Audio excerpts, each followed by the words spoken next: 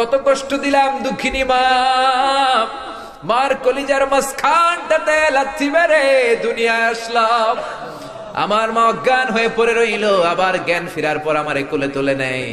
সবাই বলল 10 মাসের কষ্ট এত তাড়াতাড়ি ভুললি কেমনে?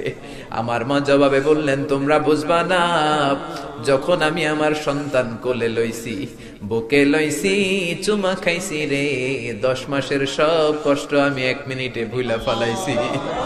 জানি না কোন ভাইয়ের ওই জনম দুঃখিনী মায়ের কবরে আগুন জ্বলে, কোন ভাইয়ের আব্বা জানের কবরে আগুন জ্বলে, দাদার কবরে, দাদির কবরে, নানার কবরে, নানির কবরে আগুন জ্বলে।